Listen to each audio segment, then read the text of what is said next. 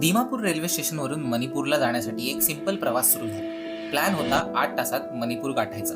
पण नॉर्थ ईस्टने माझ्यासाठी वेगळंच स्क्रिप्ट लिहिलं होतं. रस्त्यात प्रचंड लँडस्लाइड्स, पूर्ण रोड्स ब्लॉक, तासनतास वेट, अचानक अर्थक्वेकचे धक्के. त्या क्षणी लिटरली काय करावं काहीच समजत नव्हतं. Hi, my name is Kedar आणि तुम्ही बघताय माझी 30 दिवसांची सोलो नॉर्थ ईस्ट ट्रिपची journey. Meghalaya and Nagaland explore करून पुढची जर्नी सुरू झाली दिमापूर रेल्वे स्टेशनपासून, जिथे मी 800 रुपयाचं तिकीट काढून मणिपूरच्या रोड ट्रिपची सुरुवात केली. आधीच विंडो सीट बुक केल्यामुळे जाताना खूप सुंदर नजारे बघायला मिळाले. त्या दिवशीचा सनसेट माझ्या आयुष्यातला सर्वात मस्त सनसेट होता. But as I said, north east had some other plans for me. रस्त्यात प्रचंड लँडस्लाइड्स, पूर्ण रोड्स ब्लॉक, तासनतास वेट. तिथून कसं बसं करत आमची गाडी पुढे तर निघाली आणि अचानक अर्थक्वेकचे धक्के जाणवले. The tremors were felt in Guwahati, about 80 kilometers away, and also त्या क्षणी लिटरली काय करावं काहीच समजत नव्हतं. रात्रीचे 2 वाजले आणि रोड क्लिअर झाल्यावर आम्ही पुढे निघालो.